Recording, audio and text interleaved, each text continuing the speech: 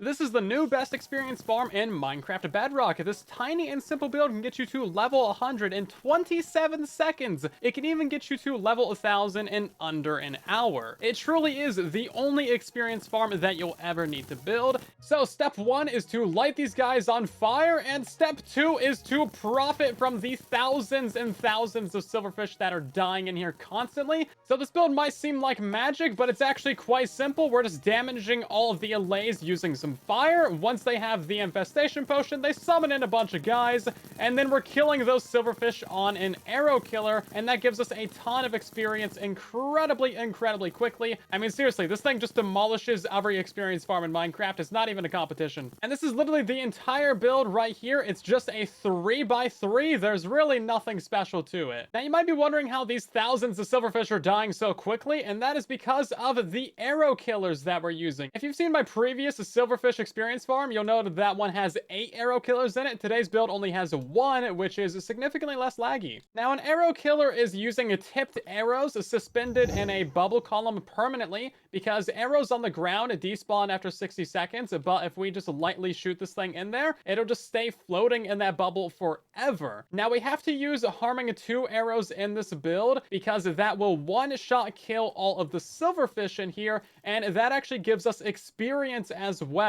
This is one of the best things on Bedrock Edition. And there's basically no limit to how many things that arrow can kill. As you can see, we can spam silverfish, and they just all die on that singular arrow. But it can only be used on a couple different mobs, because if a mob with too much health ends up in that arrow killer, it's just going to absorb the arrow and break the system. Even with this limitation, arrow killers work incredibly well for silverfish experience farms. As you can see, they're alive for like less than half a second, and the laggiest part of this farm is really just the animations of them dying and the particles. But if you don't look at it, then you really don't get that much frame rate lag. And you can put as many allays in there as you want as well. The normal farm is probably going to have around 5 to 10 allays, and that's still going to be a ton of experience. Now, this build has other potential uses as well. So if we just get rid of the bottom half of this build, suddenly we have an excellent way to prank all of our friends, because this thing is just going to summon in thousands and thousands of silverfish. However, because they're all on fire, they're actually just going to die on their own anyway, so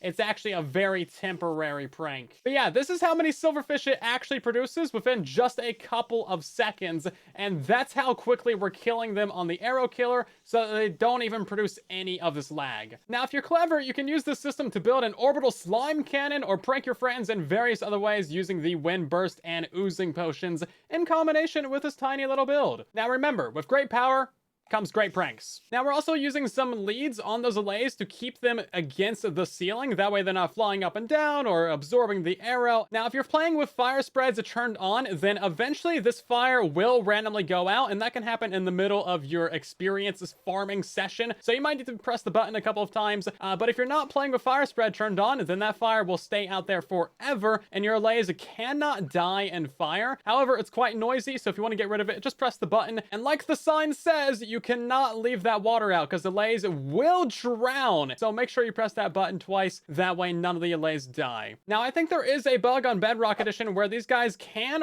randomly despawn or somehow die. I've had it happen in my own farms, and there's been a bunch of comments about it, even if they aren't on fire. So keep your eyes out for that. I would recommend that you keep some spare allays in the area. That way you can repopulate the farm. Also, you cannot build this farm within 20 blocks of a nether portal, because if you go through a nether portal too close to the allays, well, then they're all just going to teleport with you to the nether. Also, word of warning, if you put more than 20 allays into this build, you can have a rare issue where some of the silverfish start spraying out the sides. Now, they are on fire, so 99% of them are going to die on their own. However, that is a traumatic experience that you do not want to have happen in survival. Now, it's random and unreliable about when this happens. Sometimes 50 allays will be perfectly stable and none of them will glitch out, and sometimes 25 allays will have some of them glitch out. So there's not like a rhyme or reason to why it happens. It's not a chunk border issue. However, you can box in the build with more blocks going all the way around it. Honestly, you might need to make these walls like 4 or 5 layers thick just to stop some of those escapees. But this is only for if you're having an absurd number of allays, and at that point, you're basically just breaking Minecraft anyway, so you should kind of expect some issues. And again, even with 10 allays, this is still an insane experience farm that beats basically everything else in the game, so I wouldn't really worry about it.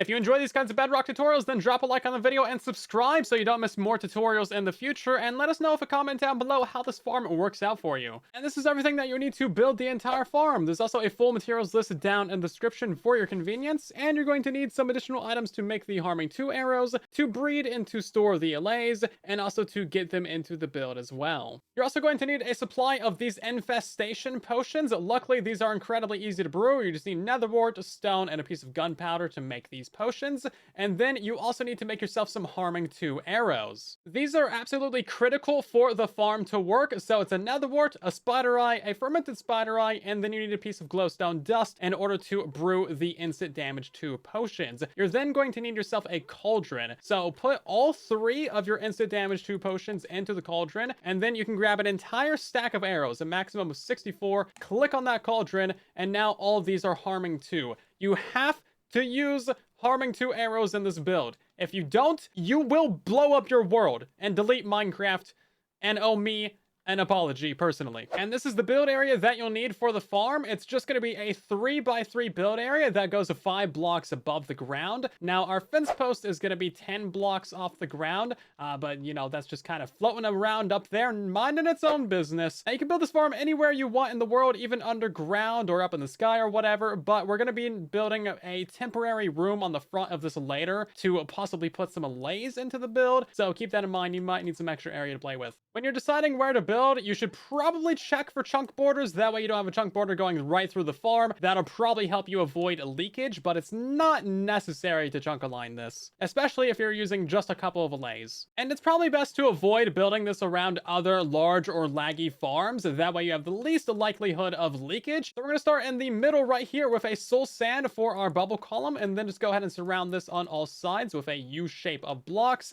and then another layer right above it like so. We're going to put in our sign right here. Make sure you're right. Do not leave the water out. That way you remember. You can go ahead and put in your piece of glass block there on the bottom. And now up here at the top, we're going to place in 3 blocks along the backside. We need a dispenser right here on the left, a dispenser here on the right, and then a couple of blocks here on the front, and another glass block right there. And now we're just going to place in a dispenser on that block facing towards the back of the build. And then we can go ahead and surround this in another layer of blocks going around like so. And now place in a campfire right here in the middle. We're using a campfire because this is the only block I could find that you can actually light on fire and that will not be destroyed by fire tick. So that's useful. We're just going to put a block above that and then a button right there to stop the smoke, or you could do another button if you want to, but it doesn't really matter. And that's basically the build done. We're going to place in a button on the front left right here, and this is going to be for our flint and steel dispenser, so put some flint and steel in there. We need a button on this dispenser right here. This is going to be for our water bucket and actually dispensing the water to put out the allays. We need a button right here. This is going to be for the infestation dispenser, and you can go ahead and put in yourself a couple infested potions if you want to right now. And now at the top of the build, we need to put in our fence post. So we're going to place in 3 temporary blocks above that button, and then our fence post right there, so that it is a total of 10 blocks off of the ground. Now, if you're building this farm on the surface, then you'll want to put around a lightning rod somewhere. That way lightning doesn't burn down your fence post. Okay, so now we need to get our allays into the build, and this is actually fairly simple. First off, you need an allay. You can find these guys at most pillager outposts or the woodland mansion if you happen to have one close by. Then you should tie them to a fence post, and then you need a jukebox, any music disc, and some of these amethyst shards. So simply put that in the jukebox and then click on them once they're dancing and they will replicate. There's a 5-minute cooldown between replications, so I would recommend that you go ahead and do a bunch of these before you try getting them into the build.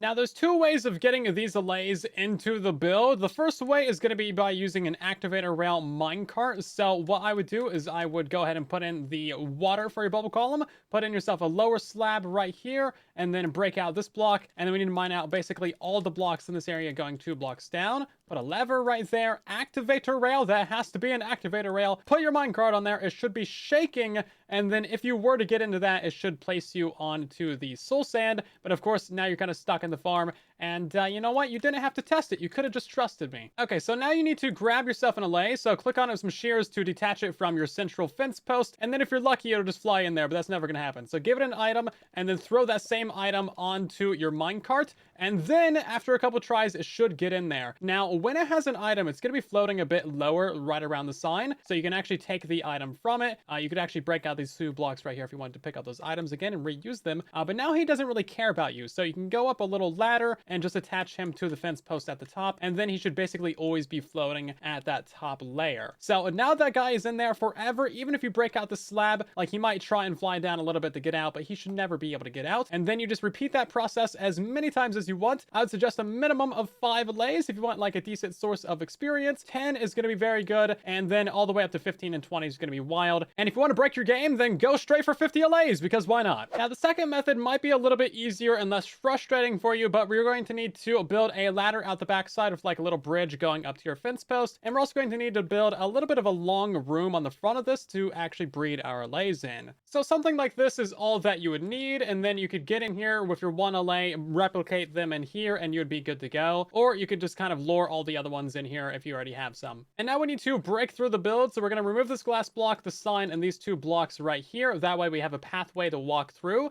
We're going to stand on this block, look down, and place in a door, and then another door right there. This will allow us to get out of the build without letting any of the allays out. So now if you breed up a bunch of allays in here, you just need to connect them to yourself with some leads. And then I would walk on this side of the room. That way they kind of follow you over here. And then quickly run over here, open that door and close it behind you. And then make sure there's no allays inside this little doorway with you. If there are some allays in here, then just open the door and retry again. But now we can open up this one. We can go over to our little ladder, go up. And as long as you didn't build this too far away, then your leads won't snap. And now we can just attach it to that fence post right there. And now all of our allays are up there in the top. So this is actually a great way to put like 5, 10, 15 allays in there at a time. And you do have to break out a little bit of the build, but it's actually not that big of a deal. So once you have all the allays in there that you want, you can go ahead and tear down your temporary room and make sure the build is back to this state right here. All the blocks are in place, your buttons are in place. Okay, so now that your allays are inside the build, we're going to finish this thing up. First thing we're going to do is place in a water bucket on top of our bubbles right there. And then you want an upper slab above it. We're going to go ahead and place in a solid block right here for us to stand against. You want to just back up against this, and you want to be facing this little line right here between your block and the slab. Grab out yourself your bow